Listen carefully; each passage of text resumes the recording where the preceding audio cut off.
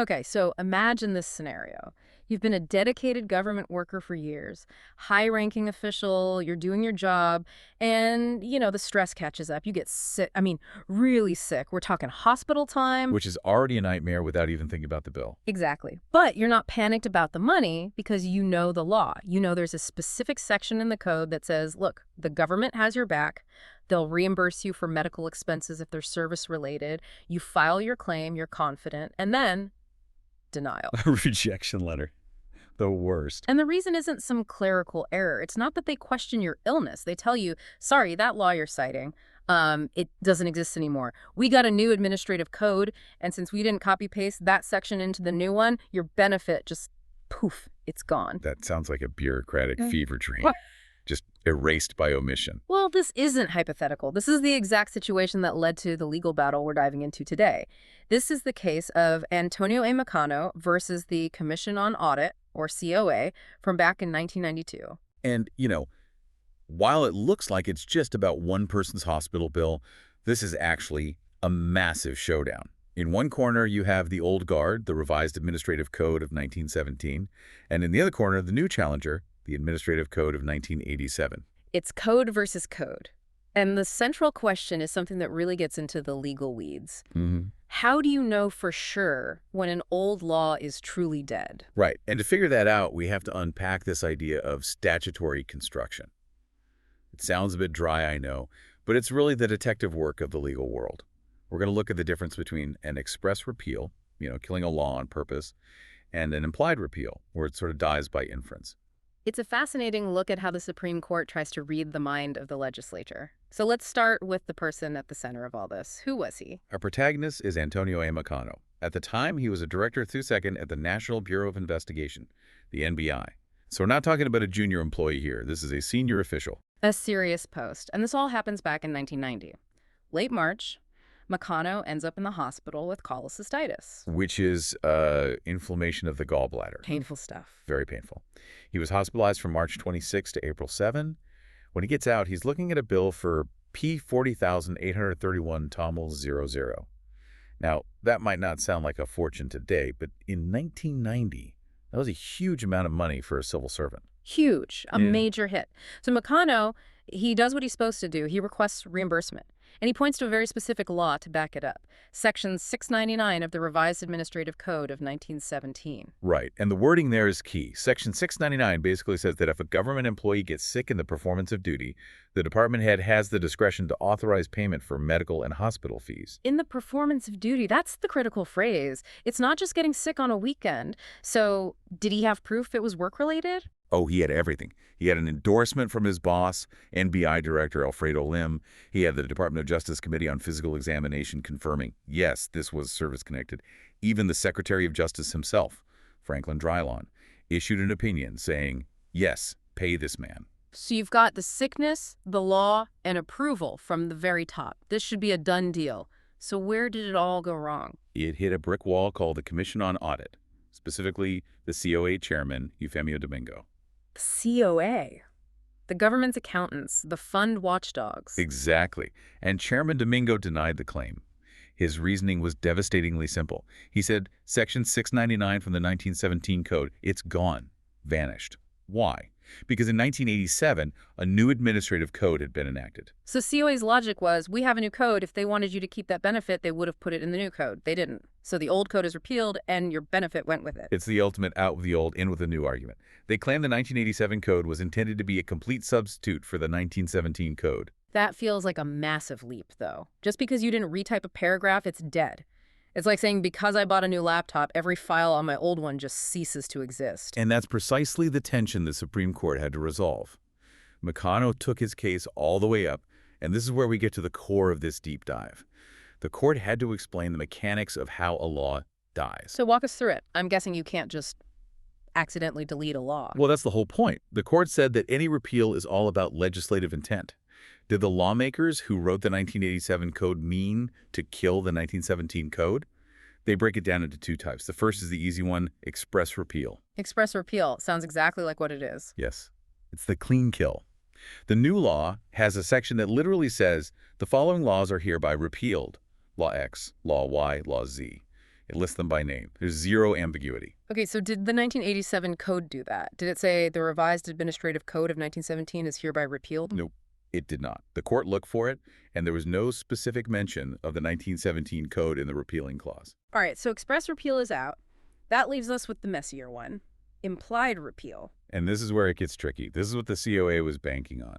An implied repeal is when the new law doesn't explicitly kill the old one, but its content suggests the old law just can't survive anymore. Oh, wait, didn't the 1987 code have some kind of repealing clause? I think it was section 27. It did, and here's what it said. All laws, decrees, orders inconsistent with this code are hereby repealed or modified accordingly. All laws inconsistent. That sounds pretty broad. Why is that an express repeal? Because the court basically sees that as lazy drafting. They call it a general repealing clause. It doesn't name its victims. It just says, hey, if any other law out there disagrees with me, I win. So it puts the burden on everyone else to figure out if there's a fight. Exactly. The repeal is conditional. You have to first prove there's an inconsistency, and that's what makes it an implied repeal. The court then broke this down into two subcategories to test COA's argument. Okay, let's get into these categories. The first one is implied repeal by irreconcilable inconsistency. This is the conflict test. The court asks a simple question. Can these two laws exist in the same universe? Are they so fundamentally at odds with each other that if you enforce one, you automatically break the other? At odds is a good way to put it. So let's apply that. We have Section 699 of the old code, which gives a medical benefit. Then we have the 1987 code, which, well, it says nothing about that benefit. It's just silent on the matter. It's silent, right. And here's the absolute key insight from the court. Silence is not a conflict. That's powerful. So just because a new law doesn't mention something doesn't mean it forbids it. Precisely. Think of it like this. If there's an old rule that says you can wear a red hat to work, and then a new memo comes out that describes the dress code for shoes but says nothing about hats, can you still wear your red hat? I think so. The new shoe rule didn't ban hats. Exactly. They can coexist peacefully. There's no irreconcilable inconsistency. Okay, so COA loses on that front, but they had a second and maybe stronger argument, this idea of implied repeal by revision of the whole subject. This is the substitution argument. The idea that the new law was meant to be the be-all and end-all, the factory reset we talked about. Right. COA pointed to the intro of the 1987 code, the whereas clauses, which talked about creating a unified document. Their argument was, look, this was meant to be comprehensive. If we left something out, we left it out on purpose. If it ain't in the new book, it ain't law. That was the stance. But the Supreme Court took out a magnifying glass and found some huge holes in that theory. What kind of holes? Well, the court said if the 1987 code was truly a total replacement for everything from 1917, then it should cover all the same essential government functions, right? But it didn't. The 1987 code left out huge important chunks of law. Like what, for example? The rules on notaries public, the entire leave law, the public bonding law, even the governance of military reservations. None of that was in the 1987 code. Wait a minute. So if COA's argument was right that the 1987 code wiped out everything not included in it, then all those other critical laws would be gone too. Precisely. We'd have no notaries, no official leave policy, administrative chaos. So the court is basically saying you can't claim this new code as a total replacement when you clearly forgot to include half the essential stuff. Correct. The court concluded that the 1987 code was meant to update the structure of government, the organization and procedures. But it was never intended to wipe out every single substantive right or rule that came before it. It was an update, not a full system wipe. And this all leads to the core legal philosophy here. The court cited that famous maxim, repeals by implication are not favored. It's the golden rule of this kind of law. Courts do not like implied repeals. They are very, very hesitant to declare them. But why? Wouldn't you think newer is better? Why hold on to old laws? It's about stability. And it's about respecting the legislature. The court presumes that lawmakers are aware of the laws already on the books. So if you want to get rid of an old law, they should have the clarity to do it expressly. Stand up and say, we are repealing Section 699. Right. Don't make the courts guess what you intended. Exactly. If it's left ambiguous, the court will bend over backwards to make both laws stand together if possible. The conflict has to be clear and convincing. If there's any reasonable way to harmonize them, the court has to do it. And in this case, it was easy. One law gives a benefit, the other organizes departments. No conflict. And there's an interesting side note here about the support Mecano had from the Justice Secretary, Drylon. His opinion number 73. Yes.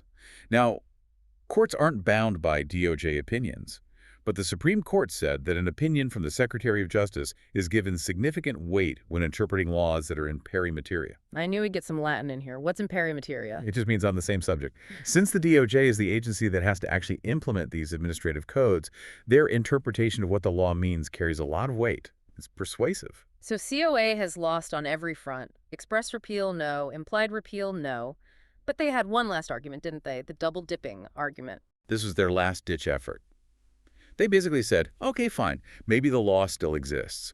But Mecano shouldn't get this money anyway. And why not? Because he was already covered by the Employees' Compensation Program. That's the state insurance for work-related illnesses. COA argued that if the MBI also paid him, he'd be getting paid twice for the same sickness. I have to play devil's advocate for a second. That does sound a little off, doesn't it? Double recovery.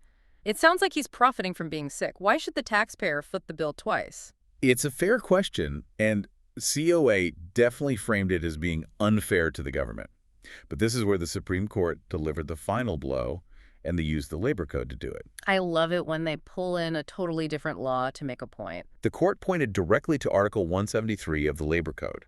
And the text is shockingly specific. It says that any payment from the Employees' Compensation Program, and I'm quoting here, shall not bar the recovery of benefits as provided for in Section 699 of the Revised Administrative Code. Wait. The Labor Code explicitly names Section 699. Explicitly, by name. The law itself literally says you can have your insurance money, and you can still claim your Section 699 money.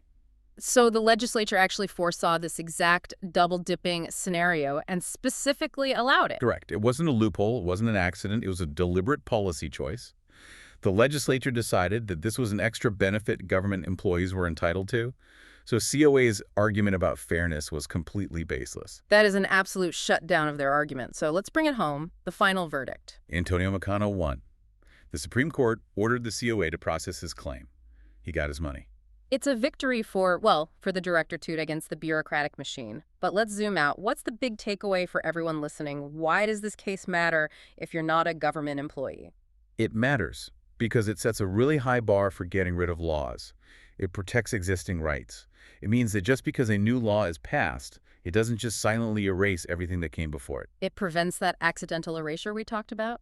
Exactly. Imagine the chaos if every new law might have accidentally deleted your property rights or labor protections just because they weren't restated.